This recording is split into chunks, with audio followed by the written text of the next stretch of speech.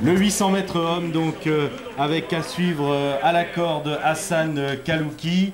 Juste devant lui, on retrouve Kevin Hawker, donc un espoir français sur la distance. À ses côtés, Clément Marcadet. À suivre également devant eux, donc l'Algérien Abdeslam Kenouche avec son dossard numéro 10 et Adrien Taouji de l'USO Mondeville.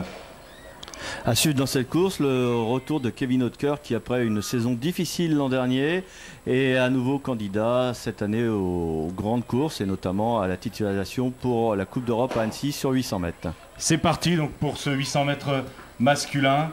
Un exercice très particulier, enchaîner ces deux tours de piste. Donc, et à la corde, Hassan Kalouki, donc de l'AC Paris-Joinville, qui prend les choses en main et qui, au moment où les coureurs se rabattent, compte déjà quelques longueurs d'avance. Donc Hassan Kalouki, un bon spécialiste de la distance.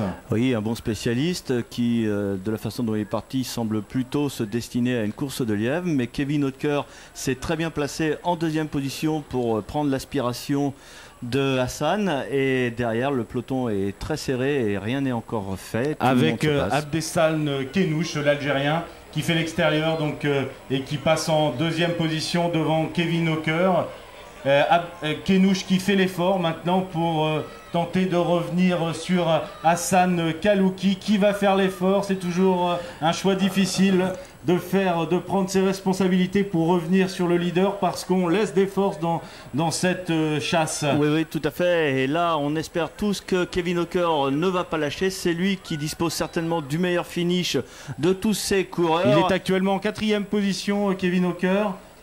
Et ah oui, effectivement, Hassan Kalouki, le lièvre, donc qui laisse aux 600 mètres, qui s'écarte et qui laisse l'Algérien Abdeslam Kenouche prendre la tête de la course. Abdeslam Kenouche. Oui, allez Kevin qui se décale pour en 3e revenir position. Il passe dans le deuxième couloir, au couloir 2.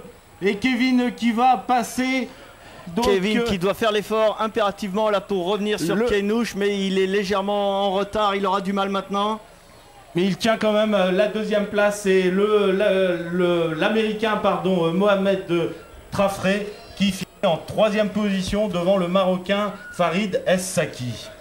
Donc une très belle course d'Abdeslam Kenouche. J'ai fait une grosse semaine qui vient de passer là, parce que je reviens de stage.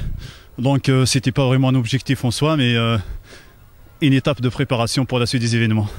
Même si c'est pas un objectif en soi, terminer avec une victoire, ça met toujours du baume au cœur. Exactement, ça ne fait que nous encourager encore plus et nous donner encore un peu plus de motivation pour la suite. Les perspectives justement pour la suite, c'est quoi? Cette année c'est les Jeux de Pékin, donc on commence tranquillement pour arriver le jour J à terme de notre objectif. Justement, la mise en place, ça se fait comment en place tout ça? Moi, je suis toujours algérien, puisque ça fait quelques années que j'ai demandé la nationalité française, dont j'ai toujours pas acquis. Et donc, quel que soit le résultat, je pense que j'irai au jeu, parce que c'est quand même un événement important pour tous les athlètes. Et les ambitions pour ces jeux? Pourquoi pas faire finaliste? C'est vrai que c'est relevé, mais si on n'espère pas, on ne peut pas avancer. On ne sera pas là aujourd'hui.